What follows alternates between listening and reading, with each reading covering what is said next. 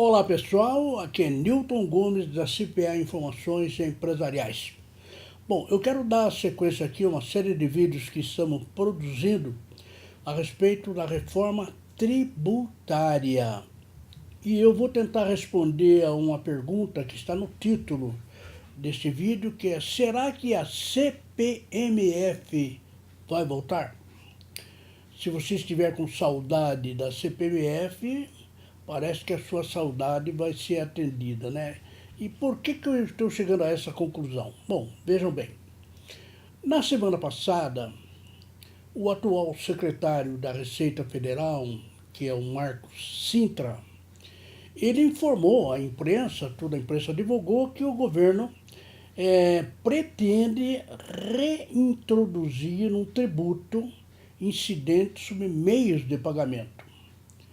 E esclareceu que, embora isso pareça, mas não se trata de uma nova CPMF. Por quê? Porque o novo tributo, se ele for introduzido, ele será muito mais abrangente do que era a CPMF e vai atingir todas as transações econômicas, inclusive troca de bens, etc., né? Bom, então, essa informação do secretário, ela que realmente é uma novidade, pelo menos atual, embora não seja porque, como nós sabemos, o Marco Cintra, ele é um fervoroso defensor do imposto único. E vocês se lembram, na época tal, o imposto único ele foi culpado pelo aparecimento da CPMF, né? Porque o país havia um movimento para o imposto único, etc. tal, e desembocou aí na CPMF, que na realidade não era único, mas foi mais um dos tributos. Muito bem, o Marco Cintra disse textualmente que a equipe dele está preparando os textos, os estudos, os relatórios necessários para recriar esse imposto sobre transações econômicas. Quer dizer, ele esclareceu que não é só um CPMF, mas é um pouco mais abrangente, porque vai atingir outras operações que não eram atingidas na época pela CPMF. Muito bem, quais são as vantagens que o Marco Cintra alinhou nessa sua divulgação da ideia? Bom, a CPMF, ela vigorou até 1999, quando ela foi revogada. Depois houve várias tentativas, inclusive recentemente aí pela presidenta Dilma, mas realmente o Congresso não aprovou e nós tivemos. Então, a última vez que nós fizemos a CPMF foi até 31 de dezembro de 1999. E quais são as maiores justificativas para que novamente a gente tente adotar um tributo com essas características? Bom, são várias características que trabalham com vantagem. Primeiro, o custo de administração da CPMF é praticamente zero, né? Porque você faz aquelas transações, na época, né, com cheques, etc., e aquele imposto ele é coletado pelo Sistema Bancário Nacional e pimba para o Tesouro. Então, o custo de administração é zero. Outra coisa, outro argumento a favor desse imposto ou dessa contribuição é que existe uma impossibilidade de sonegação, né? Porque não dá para sonegar, porque isso está no sistema bancário, está nas contas, etc. Tal. Então, ele é impossível de ser sonegado. E, inclusive, no formato que foi proposto agora pelo Marcos, ele vai pegar também a economia informal, como, por exemplo, você compra um veículo, embora se pague em dinheiro, mas vai ter que pagar esse imposto sobre transações econômicas, ou você compra um imóvel, ou vende um imóvel. Não ficou muito claro na entrevista dele se quem vai pagar é o vendedor ou o comprador. Me parece que ele pretende atingir as duas pontas, tanto o comprador como o vendedor. Inclusive, nas suas palavras, inclusive nas operações que forem feitas em moeda corrente nacional. Não é só cheque, não é só transferência bancária, né, um TED, não. Também as operações foram feitas em moeda corrente nacional, em real, né? Isso nas palavras, claro, do secretário. Muito bem, então logo essa ideia foi divulgada, vieram as críticas, né? Aí o pessoal que trabalha na área, os tributaristas, os empresários, os contabilistas todos. Então, esses críticos da CPMF, ou o nome que o novo tributo vem a ter, alegam várias razões contra, né, esse tributo. Primeiro, ele é um tributo cumulativo, pois incide em todas as operações e não há direito de crédito do imposto pago nas operações anteriores. Portanto, há uma incidência em cascata. Não é o que ocorre com o ICMS, não é o que ocorre, por exemplo, com o IPI, também não ocorre nem com o PIS nem a COFINS, não cumulativo. Pelo contrário, a CPMF, o nome que vem a ter, se for instituído da maneira que ele é um tributo com certeza cumulativo, porque não há direito de crédito. Segunda razão, segunda crítica, é que esse imposto não respeita o princípio da capacidade contributiva, pois em nenhum momento distingue o contribuinte, né? Então, por exemplo, tanto faz o rico, o milionário, o pobre, seja lá quem for. Se ele for atingido naquela situação, vai ter que pagar a tal CPMF, o IMF, o nome lá que tiver, né? Então, ele fere o princípio da capacidade cumulativa, aquela história de que paga mais quem tem mais dinheiro, que tem mais patrimônio e assim por diante. Então, essa é a segunda razão. A terceira razão dos críticos é que esse tipo de tributo, ele provoca uma desintermediação, mediação bancária, né? Quer dizer, por quê? Porque nas operações você tem os bancos estão no meio ali, né? Quem paga, quem recebe, tem um banco ali.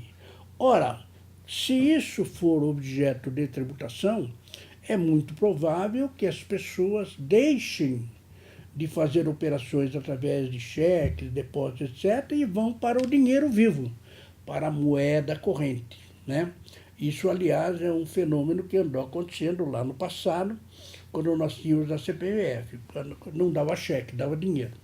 Embora o secretário tenha dito que agora não, esse imposto, se ele for recriado, vai incidir também sobre as operações em dinheiro. Bom, então, se for isso mesmo, se vier a ser confirmado, quer dizer, você fugir da intermediação financeira bancária, não vai adiantar nada, porque se cai no dinheiro, o dinheiro também está sujeito. Bom, a quarta razão é que esse tipo de tributação não é adotado no resto do mundo, né? Mais de 200 países no mundo, ninguém aplica isso, né? E se fosse interessante, vantajoso, economicamente viável, certamente nós teríamos nos outros países que não temos, né? Então, esse é um grande problema, mais uma razão que os críticos colocam. Bom, uma crítica que foi feita logo após a divulgação, a informação é que, bom, faltou mostrar o texto da proposta, né? Como é que era, uma justificativa, uma exposição de motivos não teve. E o mais importante, segundo os críticos, as simulações, né? O Ministério da Economia, a Secretaria da Receita, o Banco Central, tem os dados de toda essa movimentação, etc., né? Então, o pessoal entende que o secretário deveria ter divulgado as simulações. Ora, a arrecadação vai ser tanto, vai ser isso, vai ser aquilo, né? E isso realmente nem tem o texto, a justificativa, e muito menos as simulações. Essa é uma crítica veemente. Muito bem, mas agora vamos do lado do secretário e perguntar para ele, afinal, doutor Marcos Cintra, qual é a razão de uma ideia ou de uma intenção de reintroduzir algo parecido com a CPMF? Bom, o secretário disse o seguinte, olha, atualmente, o principal motivo para essa pretendida adoção é que o recurso arrecadado nesse imposto sobre transações possibilitará uma drástica redução da carga tributária incidente sobre a folha de pagamento. Hoje, por exemplo, numa situação de desemprego, né, quantidades, milhões de pessoas desempregadas. Ora, entende o secretário que na medida em que você desonere totalmente a folha de pagamentos, as empresas ficarão mais entusiasmadas em contratar empregados e isso certamente vai reduzir o desemprego.